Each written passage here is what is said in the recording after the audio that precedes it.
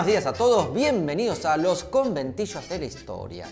Hoy, en este primer programa de la historia, vamos a tocar a mi personaje que hoy pensaba trabajarlo de una manera diferente, Julio Argentino Roca.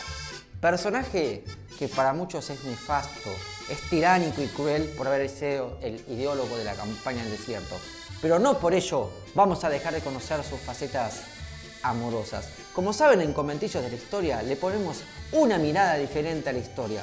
A todos ustedes les doy la bienvenida a este programa. Les doy la bienvenida para pensar y construir la historia. Esto quiere decir, no nos vamos a quedar con una simple mirada tradicional de la historia.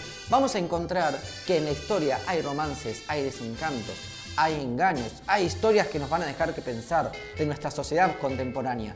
Así que sin más preámbulos les voy a recomendar el libro que se llama del autor Daniel Balmaceda, Los romances turbulentos de la historia.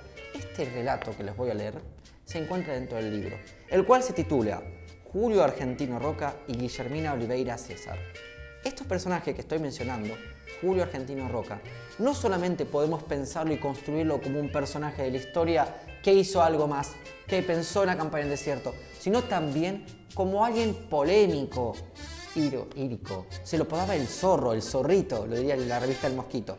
El relato se menciona de la siguiente manera.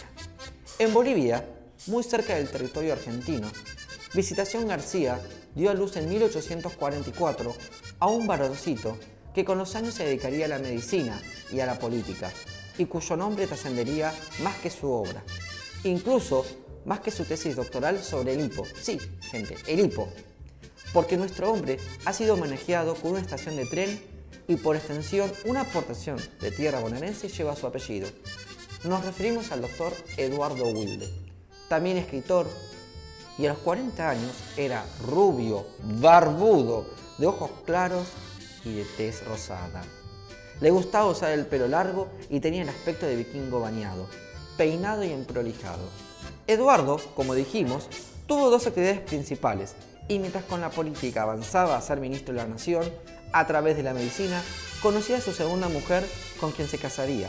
Wilde, viudo y con 41 años de edad, fue nombrado por el ministro de Justicia, por el presidente Julio Argentino Roca, ministro, y en aquel tiempo el paciente logró que se casara con una de sus tantas hijas. El paciente era un poderoso estanciero, quien se llamaba Ramón de Oliveira de César. Recuerden este nombre.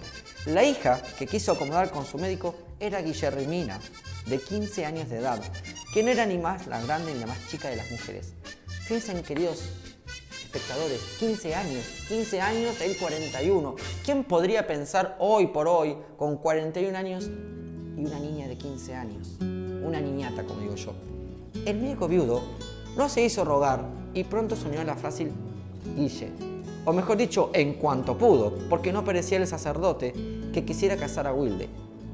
La no diferencia de edad no era el problema. Sí lo era el mal ánimo de la iglesia hacia el médico, porque él era uno de los principales promotores de los casamientos civiles en reemplazo de los religiosos.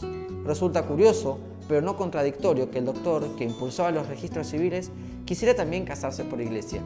En el año 1885, la pequeña tuvo como padrino de boda al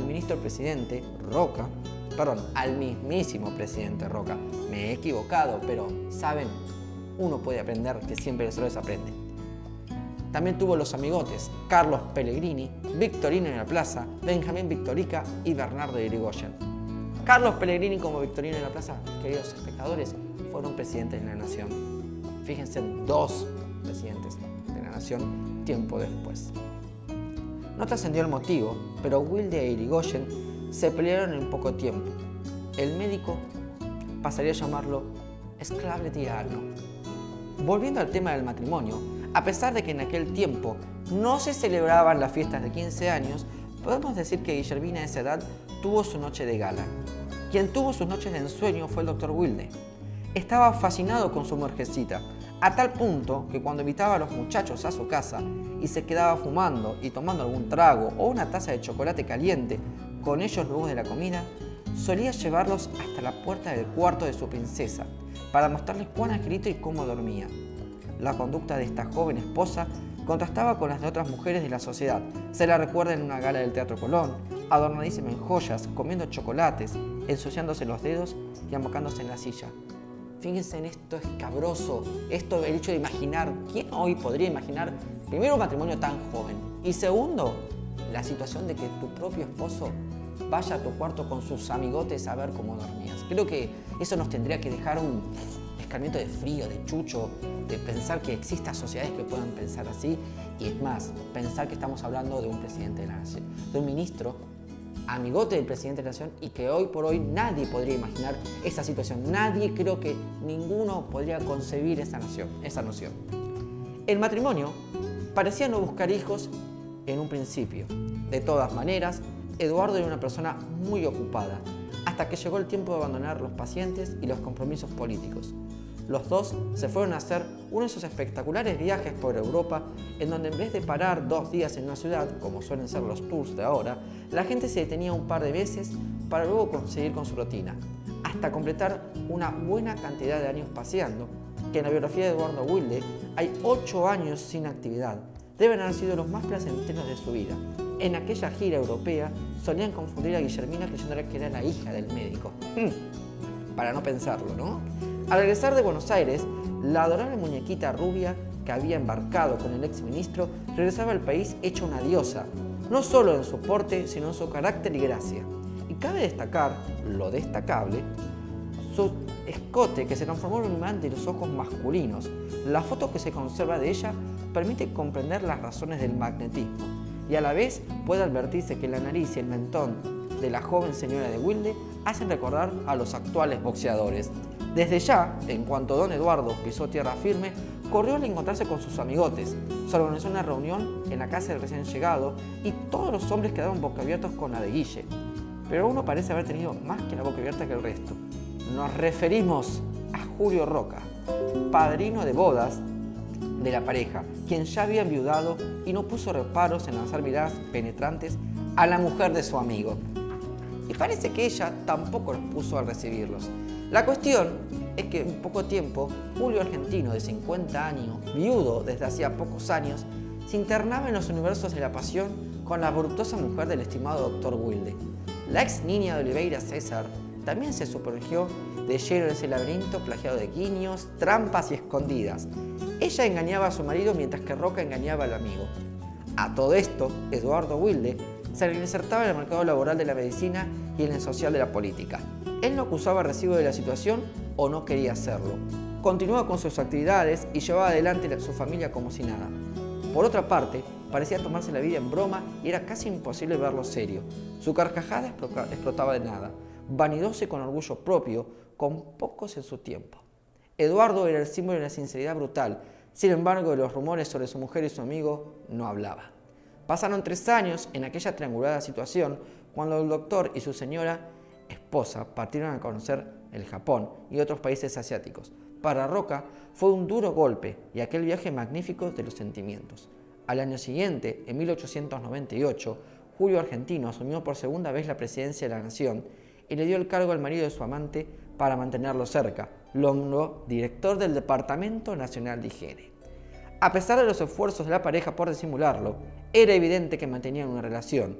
En aquel tiempo, los granaderos no estaban a cargo de la escolta presidencial, sino que lo hacían los coraceros, a quienes la oposición y el grueso lo denominaban los guillerminos, por andar siempre de cerca del primer mandatario, porque Rafael Oliveira de César, hermano de la dama, era oficial de batallón.